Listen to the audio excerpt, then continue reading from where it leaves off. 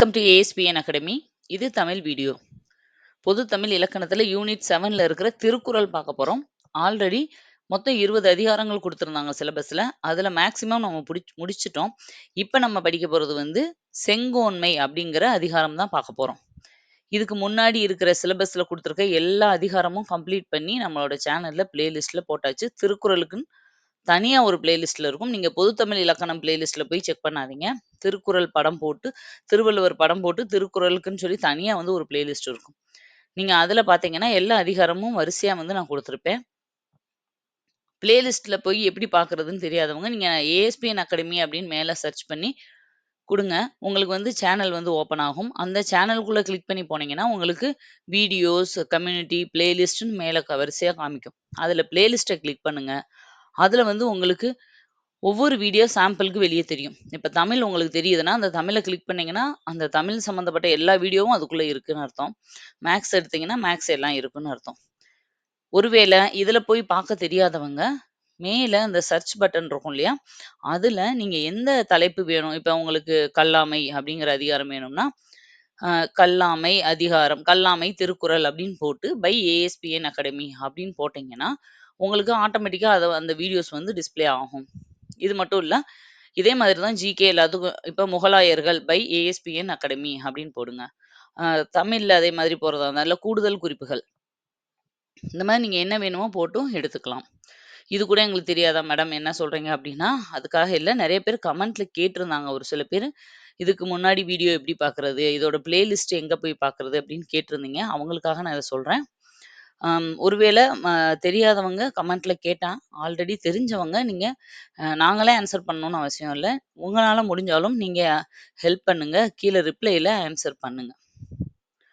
Okay. இன்னைக்கு நம்ம பார்க்க போறது செங்கோன்மை அப்படிங்கிற அதிகாரம். இது பெருசா நம்மளுக்கு பரிச்சயம் இல்லாத ஒரு அதிகாரம் தான். செங்கோன்மைன்றதுல 1, 2 குறள் எங்கேயாவது நம்ம கேள்விப்பட்டிருப்போம். ஆனா மேக்ஸிமம் இத யார் யூஸ் பண்ணுவாங்கன்னா, இந்த அரசியல்வாதிகள், சட்டசபையில இந்த மாதிரி இடங்கள்ல இப்ப அதிகமா யூஸ் பண்ணிட்டு இருக்காங்க. நம்ம தமிழ்நாட்டிலேயும் மேக்ஸிமம் ஈவன் ஆல் ஓவர் இந்தியாவிலயும். ஏன் அப்டின்னா, நிதித்துறை அமைச்சர் இருக்காங்கல்ல நிர்மலா சீதாராமன். அவங்க எப்பயெல்லாம் இந்த உரை வாசிக்கிறாங்களோ, பட்ஜெட் வாசிப்பாங்க இல்லையா? தாக்கல் செய்வாங்க இல்லையா? அந்த மாதிரி டைம்ல எல்லாம் தமிழ்ல திருவள்ளுவர் ஒரு குறள் சொல்லியிருக்காரு. அது ஒரு மன்னன் எப்படி ஆட்சி பண்ணணும்? ஒரு ஆட்சி ஒரு நல்ல ஆட்சி எப்படி இருக்கணும்? அதுக்கு அந்த மாதிரி தான் நாங்க எங்களோட ஆட்சி போயிட்டுருக்கு அப்படின்ற மாதிரியும், அந்த இத கொட்டேஷனா சொல்லிட்டு அதுக்கப்புறம் என்னோட உரைய நான் ஆரம்பிக்கிறேன் அப்படிங்கிற மாதிரியும் நெறைய இடங்கள்ல இந்த திருக்குறள்ல அதுவும் இந்த செங்கோன்மை அப்படிங்கிற அதிகாரத்துல எடுத்து பேசியிருக்காங்க. அது நெறைய இடங்கள்ல நியூஸ்லயும், அ இதுலயும் பேப்பர்ஸ்லயும் வந்திருக்கு. அந்த மாதிரி ஒரு அதிகாரம் தான் இது. பாருங்க, அதிகாரம் செங்கோன்மை. இந்த செங்கோன்மைன்னா ஃபர்ஸ்ட் என்ன? தலைப்புக்கான விளக்கம். இந்த செங்கோல் அப்படிங்கிறது ஒரு பெரிய பேசு பொருளா ஆச்சு. நம்ம ஆல் ஓவர் இந்தியாவுல இந்த செங்கோல சிம்பலா வச்சப்ப ஒரு பெரிய இதாச்சு. அப்பதான் எல்லாருக்கும் செங்கோல்னாலே என்ன அப்படின்னு தெரியும். அதுக்கு அடுத்தபடியா இந்த பிக் பாஸ்ல இப்ப வந்துச்சு. செங்கோல்ன்ற வார்த்தை. அந்த வார்த்தைக்கு அப்புறம் இத கேள்விப்பட்டிருப்பீங்க அதிகமா. ஆக்சுவலா தலைப்பு விளக்கம். இது என்னன்னா, செங்கோன்மை என்பது நேர்மையான, நீதியான ஆட்சி. குடிமக்களின் உயிரையும், உடைமையையும் காக்கும் அறத்துடன் கூடிய ஆட்சி என்று பொருள். அதாவது ஒரு நேர்மையா ஒரு ராஜா ரொம்ப நீதி தவறாம ஆட்சி பண்றாரு. மக்களோட உயிருக்கும், உடைமைக்கும் எந்த ஒரு பாதிப்பும் வராம அவங்கள ரொம்ப பாதுகாப்பா வச்சுக்கிறாருன்னா, அதுதான் செங்கோன்மை. இதுல செங்கோல் அப்படின்னா என்னன்னா, செங்கோல் என்றால் நேர்மையான கோல், வளையாத கோல் என்று பொருள். அதாவது எந்த ஒரு விஷயத்துக்காகவும் அவங்க நீதி, நேர்மைய விட்டு குடுக்க மாட்டாங்க. வளையாத கோல், நேர்மையான கோல் அப்படின்னா என்ன? இப்ப பிரிட்டிஷ்காரங்களுக்கு எத்தனையோ ராஜாக்கள் அ இந்தியர்கள், தமிழர்களே வளைஞ்சு குடுத்து போனாங்க. ஓகேவா? அவங்க என்ன சொன்னாலும் தலையாட்டிட்டு இருந்தாங்க. அதெல்லாம் நல்ல ஆட்சி கிடையாது. ஆனா, அவங்கள எதிர்த்தா நம்மள கொன்னுருவாங்கன்னு தெரிஞ்சும், அவங்க அவங்க நாட்டுக்காக, நாட்டு மக்களுக்காக எதிர்த்து நின்னு எத்தனையோ பேர் உயிர விட்டாங்க இல்லையா? அது செங்கோல். இந்த மாதிரி நேர்மையா ஆட்சி பண்ற எல்லாமே செங்கோன்மை கீழ வரும். ஒரு ஆட்சி எப்படி இருக்கணும்? ஒரு மன்னன் எப்படி இருக்கணும்? அந்த மன்னனுக்கு கீழ இருக்கிற மக்கள் எப்படி இருக்கணும்? அப்படிங்கிறத பத்தி சொல்றது தான் இந்த அதிகாரம். ஓகே. இந்த அதிகாரத்தின் கீழ இருக்கிற ஒரு 10 குறளையும் நம்ம பார்க்கலாம். குறளும் விளக்கமும். நான் ஆல்ரெடி சொன்ன மாதிரி தான். இதுக்கப்புறம் வர்ற எதுவுமே நம்ம வந்து ஸ்கூல் புக்ல கிடையாது. ஈவன் ஓல்டு புக்லயும் சரி, நியூ புக்லயும் சரி. அதனால இந்த மாதிரி நானே தான் ஃபார்மேட் குடுப்பேன் உங்களுக்கு. ஃபர்ஸ்ட் குறள் பாருங்க. "ஓர்ந்து கண்ணோடாது இறைபுரிந்து யார்மாட்டும் தேர்ந்து செய்வதே முறை." இப்ப பாருங்க, இதோட பொருள் என்ன அப்டின்னா, குற்றம் இன்னதென்று ஆராய்ந்து எந்தப் பக்கமும் சாயாமல் நடுவு நிலைமை தவறாமல் வழங்கப்படுவதே நீதியாகும். ஏற்கனவே நம்ம நடுவு நிலைமைன்னே ஒரு அதிகாரம் பார்த்தோம். அந்த நடுவு நிலைமை வந்து யாருக்குன்னா, எல்லாருக்கும். சாதாரண ஒரு மன்னன்லருந்து மக்கள்லருந்து அந்த நாட்டுக்கே பெரிய ராஜா வரைக்கும், மன்னர் வரைக்கும் யாருமே நடுவு நிலைமை தவறக்கூடாது அப்படின்னு எல்லாருக்கும் பொதுப்படையா கருத்து சொன்னது தான் நடுவு நிலைமை அதிகாரத்துல இருக்கும். இங்க வர்ற நடுவு நிலைமை என்னன்னா, ஒரு மன்னனுக்கு ஃபர்ஸ்ட்டு இருக்க வேண்டிய தகுதியே என்ன அப்படின்னா, அந்த காலத்துல மன்னர்கள் தான் நீதிபதி. எந்த ஒரு வழக்கா இருந்தாலும் மன்னர்கிட்ட தான் வருவாங்க. அதாவது ஹையஸ்ட் சுப்ரீம் கோர்ட்னா அது மன்னர். அதுக்கு கீழ அந்தந்த ஊர்ல நடந்திருக்கும். இந்த நம்ம மேல்முறையீடு பண்ணி, பண்ணி இங்கேருந்து சுப்ரீம் கோர்ட் வரைக்கும் போயிர்றோம் இல்லையா? அது மாதிரி அந்த காலத்துல ஒவ்வொரு கிராமங்களோடையே அந்த பஞ்சாயத்து பண்ணி முடிக்கிறதும் இருக்கும். அடுத்து அங்க தீராத வழக்குகள வந்து மன்னர் வரைக்கும் எடுத்துட்டு வர்றதும் இருக்கும். அப்ப கடைசி தீர்ப்பு வழங்குறது மன்னர் தான் அப்படின்னும்போது, எந்த பக்கமும் சாயக்கூடாது. எந்த பக்கமும் சாயக்கூடாதுன்னா என்ன அர்த்தம்? கண்டிப்பா ஒரு 2 பேர் வருவாங்க. ஒரு பிரச்சனை, இல்ல ஏதோ ஒரு தீர்ப்பு சொல்லணும்னா 2 பேர் இருப்பாங்க. அதுல எந்த பக்கமும் 2 பேர்ல யாருக்கும் எந்த ஒரு காரணத்துக்காகவும், தன்னோட ஜாதிக்காரன், தன்னோட இனத்த சேர்ந்தவன், தன்னோட ஃப்ரெண்டு, ஆட்சி பண்ற நாட்ட சேர்ந்தவன், ஏதோ ஒரு வகையில ஒருத்தர் வந்து ராஜாவுக்கு கண்டிப்பா கனெக்ட் ஆகியிருப்பாங்க. ஆனா, அந்த எதையுமே பார்க்காம, அந்த இடத்துல எது சரியான தீர்ப்போ அத குடுக்குறது தான் நடுவு நிலைமை. அது இருக்கிறது தான் வந்து ஒரு அரசுக்கு செங்கோன்மை. ஒரு ராஜாவுக்கு நல்ல ஆட்சி செய்றதுக்கான அம் தகுதின்னு சொல்றாரு. நெக்ஸ்ட்டு 2வது குறள் பாருங்க. "வானோக்கி வாழும் உலகெல்லாம் மன்னவன் கோல் நோக்கி வாழும் குடி." இந்த குறள சொல்லியிருந்தாங்க அவங்க. இந்த உலகத்துல இருக்கிற உயிர்கள் எல்லாமே வாழ்றதுக்கு எப்படி மலைய நோக்கி இருக்காங்களோ, மலைய பார்த்து தான் அந்த காலத்துலலாம் அந்த மலைக்கு தான் கடவுள் மாரி. மலையும், சூரியனும் சொல்லுவாங்க. மலைய நோக்கி தான் அவங்க வந்து மழை இந்த 3 மாசத்துல மழை வரும்ன்னு சொல்லி அதுக்கேத்தாப்ப பயிரிடுவாங்க. இந்த 3 மாசம் மழையே வராது. அப்படின்னு சொல்லி, அந்த 3 மாசம் தைரியமா மழையினால பாதிக்கப்படாத பாதிக்கப்படுற விளைச்சல்கள அந்த நேரத்துல பண்ணிக்கிருவாங்க. இந்த மாதிரி எல்லா உயிர்களும் அந்த மழைய நம்பி எப்படி இருந்துச்சோ, அதே மாதிரி தான் ஒரு நாட்டின் குடிமக்கள் வாழ்வதற்கு நல்ல ஆட்சி தேவைப்படுகிறது. நல்லாட்சின்னு இல்ல. ஆக்சுவலா என்ன மீனிங் வரும்னா, மன்னவன் கோல் நோக்கி வாழும் குடி. அந்த நாட்டோட மன்னவன் தான் அங்க இருக்க குடிமக்களுக்கு அந்த மலை போன்றவன். ஏன் அப்படின்னா, அவரோட அந்த செங்கோன்மை ஆட்சிய நம்பி தான் அத்தன பேரும் வாழ்ந்துக்கிருக்காங்க. நம்ம ராஜா வழி தவற மாட்டாரு, தப்பான தீர்ப்புகள் சொல்ல மாட்டாரு. இப்ப ஒரு இன்னொருத்தவங்க கிட்ட ஆ கோடிக்கணக்குல காச வாங்கிட்டு நாட்டையே இவரு வித்துறாருன்னு வச்சுக்கோங்க, என்ன செய்ய முடியும்? அப்போ அப்படி எதுவுமே செய்ய மாட்டாரு.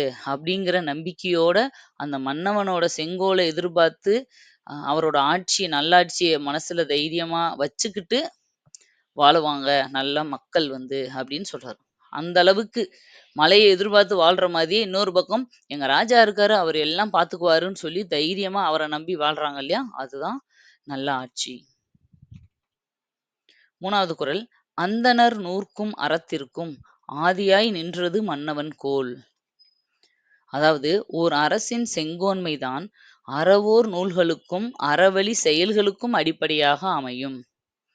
அந்தணர் நூற் அந்தணர் நூற்கும் அறத்திற்கும் அந்தணர் நூல்கள்னா அறவழியில செல்றவங்க. ஓகேவா? இந்த இடத்துல அந்தணர்கள் அப்படின்னு பர்ட்டிகுலரா ஒருத்தர மென்ஷன் பண்ணி சொல்லல. அறவழியில செல்றவங்களோட அந்த நூல்களுக்கும், நல்ல நல்ல நூல்களுக்கும், அந்த அறத்திற்கும், அறச்செயல்கள் செய்யறதுக்கும் அடிப்படையா அமையறது, அந்த நாட்டோட செங்கோன்மை தான். அந்த நாட்டோட நல்ல ராஜாவோட நல்ல ஆட்சி தான் காரணமா அமையுது. ஆமா, ஒரு நாட்ல நீங்க நெனச்சு பாருங்க. எப்ப வந்து கிரைம் ரேட் அதிகமாகும்? அங்க ஆட்சி சரியில்லன்னா. ஓகேவா? மக்களுக்கு தேவையான அடிப்படை விஷயங்கள் கிடைக்கலன்னா, ஆட்டோமேட்டிக்கா அவன் திருட ஆரம்பிப்பான். இல்ல சட்ட திட்டங்கள் வந்து கரெக்ட்டா லா அண்ட் ஆர்டர் இல்ல அப்டின்னா, தைரியமா தவறுகள் செய்றதுக்கு துணிவாங்க. பெண்களுக்கான பாதுகாப்பு சரியா இல்லாட்டினா, பெண்கள் அதிகமா பாதிக்கப்படுவாங்க. அந்த மாதிரி அப்ப நல்ல ஆட்சி நடக்கும்போது, ஆட்டோமேட்டிக்கா எல்லாரும் அறவழிக்கு வந்துருவாங்க. அறவழி அறம் சம்மந்தப்பட்ட நூல்கள் உருவாகுறதுக்கும், அறவழியில மக்கள் வாழ்றதுக்கும் கண்டிப்பா நல்லாட்சி அவசியம். 4வது குறள். "குடிதழீஇ கோலோச்சும் மாநில மன்னன் அடிதழீஇ நிற்கும் உலகு." இந்த குறளும் அவங்க சொல்லியிருந்தாங்க. யாரு? நிர்மலா சீதாராமன். 2 வாட்டி வேற வேற குறள வந்து எடுத்து சட்டசபையில வாசிச்சிருப்பாங்க. பாருங்க, இதுல என்னன்னா, "குடிமக்களை அரவணைத்து ஆட்சி நடத்தும் நல்லரசின் அடிச்சுவட்டை நானிலமே போற்றி நிற்கும். குடிதழீஇ கோலோச்சும் மன்னன்." குடினா குடிமக்கள். அவனோட நாட்ல இருக்கிற குடிமக்கள அரவணைச்சு ஆட்சி நடத்துற ஒரு ராஜாவோட நல்ல அரசின் கீழ, அந்த உலகமே அவர வந்து போற்றி அவருக்கு கீழ குடிமக்களா இருக்கிறதுக்கு ஆசைப்படுவாங்க அப்படின்னு சொல்றாங்க. இத சொல்லி அவங்க வந்து பட்ஜெட்ட ஆரம்பிச்சிருப்பாங்க. அது மாதிரி தான் எங்களோட அரசு. நாங்க வந்து நல்லாட்சி நடத்துறோம் அப்படிங்கிறதுக்காக. 5வது குறள் பாருங்க. "இயல்புலிக் கோலோச்சும் மன்னவன் நாட்ட பெயலும் விளையுளும் தொக்கு." அதாவது, "நீதி வழுவாமல் ஓர் அரசு நாட்டில் இருக்குமேயானால், அது பருவ காலத்தில் தவறாமல் பெய்யும் மழையினால் வளமான விளைச்சல் கிடைப்பதற்கு ஒப்பானதாகும்." இப்போ கரெக்ட்டா அ டயத்துக்கு மழை பெய்யும். கரெக்ட்டான வெயில் கிடைக்கும். அந்த மாதிரி ஒரு எல்லா கிளைமேட் சப்போர்ட்டும் இருக்கிற ஒரு அ பகுதி இருக்குன்னு வச்சுக்கோங்க. அது வந்து எவ்வளவு அவங்க வந்து ஆசீர்வதிக்கப்பட்டவங்கன்னு நம்ம சொல்லுவோம். ஏன்னா, அவங்களுக்கு எல்லாமே கரெக்ட்டா இருக்கு. ஈவன் நம்ம மத்த நாடுகள கம்பேர் பண்ணும்போது, நம்ம இந்த இயற்கை பேரிடர்கள், இயற்கை சீற்றங்களால அதிகமா பாதிக்காத ஒரு பகுதியில நம்ம இந்தியா இருக்கு. நம்ம இதுலயும் புயல் எல்லாம் இருக்கு. பட் மத்த நாடுகள கம்பேர் பண்ணும்போது, எல்லாமே ஒரு அளவா தான் இருக்கு. ஓகேவா? அந்த எரிமலை வெடிப்புகள் நடக்கிறது, அம் இந்த மாதிரி மேக வெடிப்பு நடக்கிறது, இந்த மாதிரி கூட்டம் கூட்டமா இறக்குறாங்க இல்லையா? அந்த அளவுக்கு நம்ம இல்ல. டெம்பரேச்சர் இப்ப வந்து ஹை ஆயிட்டு இருந்தாலும், மத்த இடங்கள்ல வேற கண்ட்ரிகள்ல இத விட மோசமா இருக்கும். அந்த அளவுல நம்ம வந்து ஓகே. இது மாதிரி அவர் என்ன சொல்றாங்கன்னா, ஒரு பருவ காலத்துல கரெக்ட்டா மழை பெஞ்சுட்டு எல்லா விளைச்சலும் கரெக்ட்டா வந்துட்டு இருக்கிற ஒரு ஒரு இடம், ஒரு நாடோ, அது ஒரு ஊரோ, அது எதுக்கு சமமானது அப்டின்னா, நீதி வழுவாம ஒரு ராஜா வந்து ஆட்சி பண்ணா, அதுக்கு இது சமமானது. உங்களுக்கு நல்லா புரியிற மாரி சொல்லணும் அப்டின்னா, ஒரு ராஜா கரெக்ட்டா இருக்காரு அப்டின்னா, அவங்க வந்து எத பத்தியும் யோசிக்க தேவையில்ல அந்த மக்கள். அவங்களுக்கு நேரத்துக்கு கிடைக்க வேண்டியது கிடைக்கும். அவ்வளோதான். 6வது குறள். "வேலன்று வென்றி தருவது மன்னவன் கோலதூஉங் கோடாதெனின்." கோலதூஉங் கோடாதெனின். இதோட பொருள் என்ன அப்டின்னா, ஒரு அரசுக்கு வெற்றியை தருவது பகைவரை வீழ்த்தும் வேல் அல்ல, குடிமக்களை வாழ வைக்கும் வளையாத செங்கோல் தான். பயங்கரமான வீரன் ஒரு ராஜா. யாரையும் அ இது பண்ணிருவாரு. ஓகேவா? யாரையும் க எதிர்த்து அவரால போரிட முடியும். யாரையும் ஜெயிக்க முடியும். ஆனா, அவரோட ராஜ்யம், அவரோட ஆட்சி அவ்வளவு நேர்மையானதா இல்லன்னா, இது தேவையே இல்லாத ஒண்ணு. அது வேஸ்ட். அதனால எந்த பிரயோஜனமும் இல்ல. இப்ப பாகுபலியில ராணா இருப்பாரு பார்த்தீங்களா? ராணா மாரி ஒரு பலசாலி யாருமே கிடையாது அந்த பாகுபலி படத்துல. ஆனா, அவர் நல்ல ஒரு ராஜாவா? கிடையாது இல்லையா? அது மாதிரி தான். அதான் இதுக்கு பெஸ்ட் எக்ஸாம்பிள். ஒரு அரசுக்கு நல்ல அரசுன்ற பேர் வாங்கி தர்றதும், அந்த நாட்டு மக்கள் கிட்ட நல்ல பேர் வாங்கி குடுத்து வெற்றிய தருவதும், பகைவர வீழ்த்துற வேல் கிடையாது. வேல்னா அ ஆயுதம். எந்த ஆயுதமா இருந்தாலும். அததான் இங்க வந்து மென்ஷன் பண்றாங்க. குடிமக்களை வாழ வைக்கும் வளையாத செங்கோல் தான் முக்கியம். கெட்டது பக்கம் சாயாத நல்ல ஒரு ராஜா தான். அ என்னதான் ராணாவுக்கு வந்து பட்டம் சூட்டுனா கூட, பாகுபலிக்கு தான் எல்லாரும் சப்போர்ட் பண்ணுவாங்க அதுல. ஏன்னா பாகுபலி நேர்மையானவன். இப்ப ராணாவ கம்பேர் பண்ணும்போது பாகுபலி ஒரு வேள பலத்துல கொஞ்சம் கம்மியா கூட இருக்கலாம். ஆனா வந்து எல்லாரும் யார விரும்புவாங்க? அது மாதிரி தான். அ ராணாவுக்கே தோணும். அவரோட அவ்வளோ பெரிய சிலை வந்து தாழ்ந்த மாதிரியும், பாகுபலியோட சின்ன சிலை உயர்ந்த மாதிரியும் தோணும் இல்லையா? அதுதான் ஆனா உண்ம. எவ்வளோ பலசாலியா இருக்கிறத விட, நல்ல மன்னன தான் மக்கள் விரும்புவாங்க. "இறைகாக்கும் வையகம் எல்லாம் அவனை முறைகாக்கும் முட்டாச் செயின்." இதோட பொருள் என்ன அப்படின்னா, நீதி வழுவாமல் ஓர் அரசு நடைபெற்றால், அந்த அரசை அந்த நீதியே காப்பாற்றும். நானு நேர்மையா நீ ராஜ்யத்த ஆட்சி பண்ணு. எந்த இத பத்தியும் யோசிக்காம ஒரு ராஜா நேர்மையான வழியில மட்டும் போய்க்கிட்டே இருந்தா, கண்டிப்பா அவனோட அந்த நீதி, நேர்மையே அவனோட ராஜ்யத்த காப்பாத்தும். அதுக்கு எந்த ஒரு கேடும் விளைவிக்காம அந்த ராஜ்யத்த காப்பாத்தி குடுக்கும் அப்படின்னு சொல்றாரு. நம்ம இவரு கதை பார்த்திருப்போம். உண்மையே சொல்றாரா அப்படின்னு சொல்லி டெஸ்ட் பண்ணி ஹரிச்சந்திரன வந்து கடைசி வரைக்கும் எவ்வளவோ சித்திரவதை பண்ணி, குழந்தைகள அழிச்சு, ராஜ்யத்த அழிச்சும் கூட அவர் கடைசி வரைக்கும் உண்மையவே சொல்லியிருப்பாரு. அதனால அவருக்கு கடைசியில எல்லாமே திரும்ப கிடைச்சிரும். அது மாதிரி தான். 8வது குறள். "என்பதத்தான் ஓரா முறைசெய்யா மன்னவன் தன்பதத்தான் தானே கெடும்." இதுக்கு என்ன பொருள் அப்படின்னா, ஆடம்பரமாகவும் ஆராய்ந்து நீதி வழங்காமலும் நடைபெறுகிற அரசு தாழ்ந்த நிலையடைந்து தானாகவே கெட்டொழிந்து விடும். ரொம்ப ஆடம்பரமா எந்ததையும் ரொம்ப டீப்பா ஆராய்ச்சி பண்ணி நீதி வழங்காம இருக்கிற இந்த அரசு வந்து வேகமாவே என்ன ஆயிரும்? தாழ்ந்த நிலைக்கு போயி, யாரும் அத கெடுக்கணுன்ற அவசியம் இல்ல. தானாவே கெட்டு அழிஞ்சு போயிரும். இதுக்கு நம்ம எக்ஸாம்பிளா என்ன சொல்லலாம்னா, உங்களுக்கு "என்ன மேடம் சினிமாவா சொல்றீங்க?" அப்படின்னுவீங்க. அப்பதான் வந்து உங்களுக்கு ஈஸியா கனெக்ட் ஆகும். அதுக்காக நான் சொல்றேன். 23ஆம் புலிகேசி கதைய சொல்லலாம். 21ஆம் புலிகேசில வந்து அவரு அந்த அண்ணன் வந்து ஆட்சிக்கு வர்றதுக்கு முன்னாடி ஃபர்ஸ்ட் பார்ட்ல அந்த புலிகேசி இருப்பாரு இல்லையா? அவரோட ஆட்சிய சொல்லலாம். சும்மா ஆடம்பரம் பண்றது, எதையுமே ஆராய்ச்சி பண்ணாம நீதி வழங்குறது. அவரு பாருங்க இஷ்டத்துக்கு தண்டனையெல்லாம் குடுத்து விடுவாரு. அவருக்கு என்ன தோணுதோ அதெல்லாம் தண்டனையா குடுப்பாரு. ரொம்ப ஆடம்பரமா இருப்பாரு. பிரிட்டிஷுக்கு சப்போர்ட் பண்ணிட்டு அவரு பாட்டுக்கு ஜாலியா இருப்பாரு. அந்த மாரி இது தானாவே ஒரு கட்டத்துல என்ன ஆயிரும், மக்களே புரட்சி பண்ணி அவர வந்து நாட்ட விட்டு ஓடி பயந்து ஓடி ஒளியிற அளவுக்கு கொண்டு வந்துரும் இல்லையா? அதத்தான் சொல்றாங்க. 9வது குறள். "குடிபுறங் காத்தோம்பிக் குற்றம் கடிதல் வடுவன் வடுவன்று வேந்தன் தொழில்." அதாவது குடிமக்களை பாதுகாத்து துணை நிற்பதும், குற்றம் செய்தவர்கள் யாராயினும் தனக்கு இழுக்கு வரும் என்று கருதாமல் தண்டிப்பதும் அரசின் கடமையாகும். குடிமக்கள வந்து எந்த சூழ்நிலையிலயும் விட்டுக் குடுக்காம பாதுகாக்கிறது தான் ஒரு ராஜாவோட கடமை.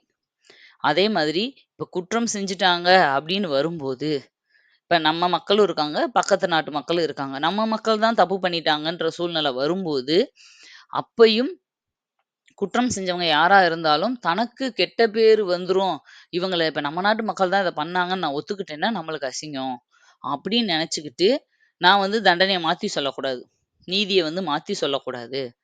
தப்பாவே இருந்தாலும், என் நாட்டு மக்களா இருந்தாலும் தப்பு தப்பு தான்னு சொல்லி ஒரு ராஜா வந்து நடந்துக்கிட்டாருன்னா, அவர் தான் வந்து சிறந்த ராஜா. அந்த அரசு வந்து பெஸ்ட்டா இருக்கும்னு சொல்றாரு. அதுதான் ஒரு ராஜாவோட கடமையும் கூட. அடுத்தது பாருங்க. "கொலையிற் கொடியாரை வேந்தொறுத்தல் பைங்கூழ் களைகட்டதனொடு நேர்." இதோட பொருள் வந்து, கொலை முதலிய கொடுமைகள் புரிவோரை ஓர் அரசு தண்டனைக்குள்ளாக்குவது, பயிரின் செழிப்புக்காக களை எடுப்பது போன்றதாகும். இது சூப்பரா அவரே கம்பேர் பண்ணி குடுத்துட்டாரு பாருங்க. கொலை முதலிய கொடுமைகள் புரிவோரை ஒரு அரசு தண்டனை இப்ப நம்ம சொல்லுவோம் கொலை அதாவது தூக்கு தண்டனைகள் குடுக்குறதெல்லாம் வந்து மனசாட்சி இல்லாதது. தூக்கு தண்டனையவே முழுசா கேன்சல் பண்ணணும் அப்படிலாம் ஒரு போராட்டம் பண்ணுவாங்க. ஓகேவா? அந்த காலத்திலேயே ராஜாக்கள் இப்படிதான். தப்பு பண்ணா உடனே தலைய துண்டிச்சுருவாங்க. அந்த மாரி பெரிய பெரிய பெரிய தண்டனைகள் குடுப்பாங்க அப்படி பார்த்தா, இப்போ விட. அப்ப இதெல்லாம் வந்து ஒரு தன் நாட்டு மக்களவே இவ்வளவு கொடூரமா வந்து தண்டிக்கிறாரு. இவ்வளவு தண்டனைகள் செய்றாரு. அவன் தப்பே பண்ணியிருந்தாலும், அவங்க நாட்டு மக்கள்னா பாதுகாக்கணும்ல. அப்படின்ற பேச்சுக்கே இடம் கிடையாது. ஏன் அப்படின்னா, தப்பு பண்றவங்கள தண்டிக்கிறது. ஈவன் இப்ப கூட. அது என்ன அர்த்தம் அப்படின்னா, பயிர் நல்லா விளைஞ்சு வரணும்னா, இடையில இருக்க களைய புடுங்குறதுக்கு நம்ம வருத்தப்படுவோமா? ஏன்னா களையும் உயிர் தானே. இப்ப செடிக்கு, பயிருக்கு வந்து உயிர் இருக்கு அப்படின்னு நம்ம நம்புனோம்னா, அதுக்கு இடையில வளர்ந்து வர அந்த சின்ன சின்ன களைகளுக்கும் உயிர் இருக்கு. ஆனா ஏன் நம்ம அந்த களைய புடுங்குறோம்? அந்த ஒரு 1000 பயிர் இருக்க இடத்துல 10 களை இருந்துச்சுன்னா, அந்த 1000 பயிரையும் கெடுத்துரும். அந்த 1000 பயிரோட விளைச்சலும் கெட்டு போயிரும். அதுக்காக 10 பயிர்கள வந்து எடுக்கிறது தப்பு இல்ல, அப்படின்னு நம்ம சொல்றோம் இல்லையா? அதே மாதிரி தான். இந்த கெட்டவன் ஐடென்டிஃபை பண்ணிட்டோம்.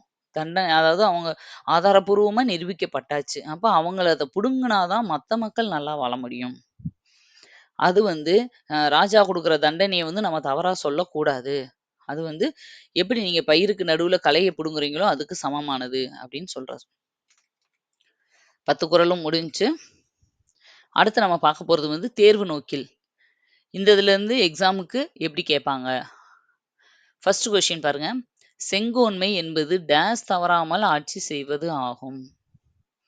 இது அந்த ராஜாவோட குடிப்பெருமை, ஆட்சி பெருமை இதெல்லாம் நான் தவறாமல் ஆட்சி பண்றதா அப்படின்னா, இல்ல. ஆன்சர் வந்து நடுவு நிலைமை. நடுவு நிலைமை தவறாம ஆட்சி பண்ணணும். அதுதான் ஒரு ராஜாவோட செங்கோன்மைன்னு சொல்றாங்க.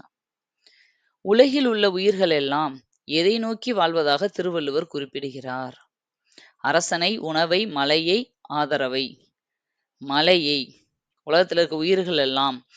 அதுக்கு தான் இவர் வந்து ஏன் அரசன நம்பி தானே வாழ்றாங்க மக்கள் எல்லாம். அத சொல்லக்கூடாதா? அப்படின்னா, உயிர்கள் எல்லாம்னு குடுத்துட்டாரு. எல்லா உயிர்களும். அது வந்து தாவரம், செடி, கொடி, மிருகம் எல்லாம். விலங்குகள், தாவரங்கள் எல்லாம் மன்னன நம்பி வாழுதா? இல்ல இல்லையா? மொத்த உயிர்களும் வாழ்றது எத நம்பி? மழைய நம்பி. அதனால மலை அப்படிங்கிறது தான் ஆன்சர். Next question. சிறந்த ஆட்சியின் பண்பாக திருக்குறள் கூறுவது யாது? பாருங்க 4 ஆப்ஷன் குடுத்துருக்காங்க. இதுல ஆன்சர் எது அப்படின்னா, எதையும் நன்கு ஆராய்ந்து ஒரு பக்கம் சாயாது நடுவு நிலையில் நின்று நடத்துவதே சிறந்த ஆட்சி ஆகும். இதான் வந்து இதான சரியான answer. Next question, 4th question.